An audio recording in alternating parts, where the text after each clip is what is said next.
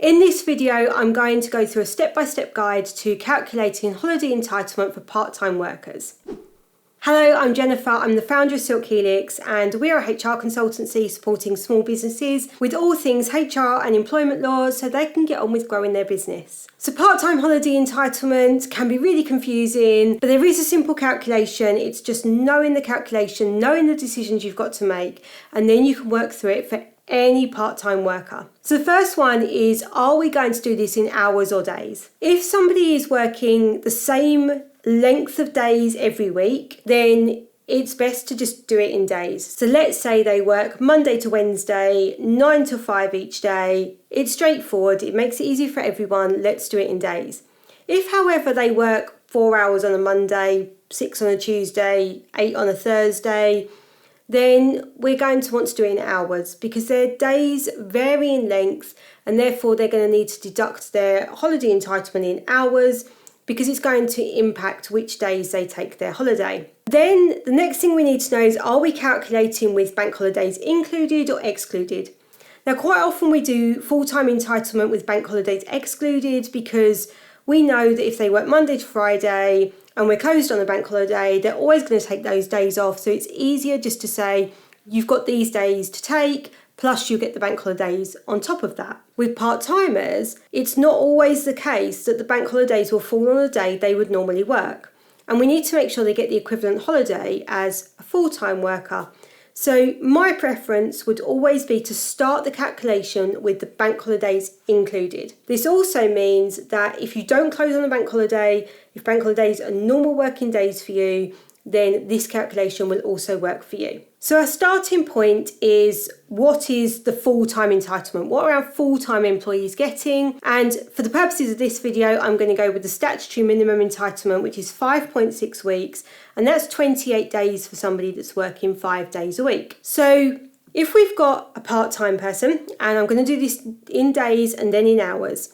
So we've got somebody, let's say, who works 3 days a week, so that's their normal week.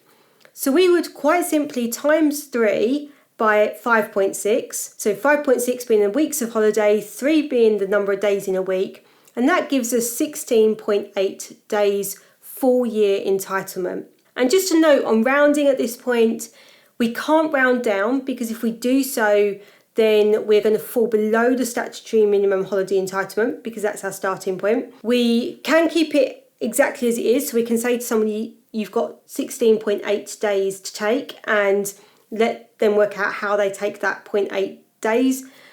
Or we can round up to 17 days and say, actually, it's just easier to say 17 days, so we'll give you a rounded up to 17. And the same calculation applies when we're calculating in hours.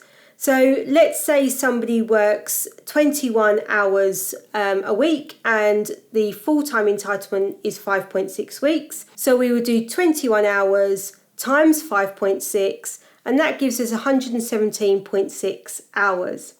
And again, we may want to round that up to 118 hours just to make it easier for both employee and employer to manage in terms of how we take that time off. Now, recalling that we included the bank holidays in this, if you are a business that closes on bank holidays and makes people take that time off, the next step you would take would be to say which bank holidays fall on that person's normal working days, and therefore we're going to make them take that as holiday and we deduct that from that full entitlement. So let's say that we've got 17 days entitlement for somebody that works Monday to Wednesday. Let's say that 5 of the bank holidays fall on their normal working days, and therefore we're going to deduct 5 from 17, leaving them with 12 days left to take as and when they want to take it, in line with your normal holiday rules, and apply the same holiday rules to part-time workers as you would do to full-time workers.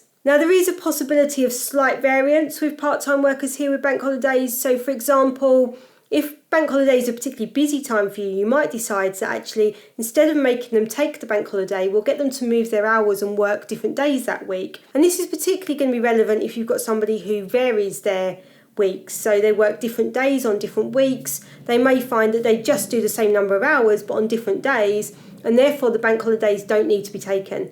But all of these things should be decided at the beginning of the holiday year before you start talking to people about their holiday allocations, so they can plan around it and you know what their entitlements are and what holiday that they need to take. And then just a quick note on holiday pay, because holiday pay in itself is complex and worthy of a whole video to itself.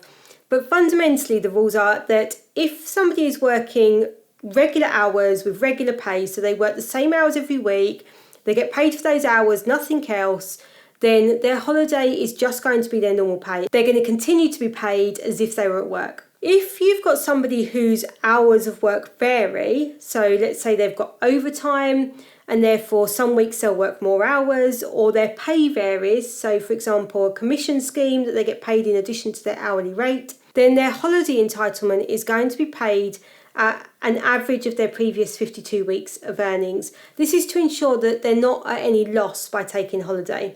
But as I say, holiday pay is complex, so I will look at doing another video that goes into the more details around how we calculate holiday pay. I hope you found that guide to calculating part-time holiday entitlement useful. If you've got any questions, please pop them in the comments below and I will do my best to answer every single one. Don't forget to hit that subscribe and the notification bell so you don't miss a single one.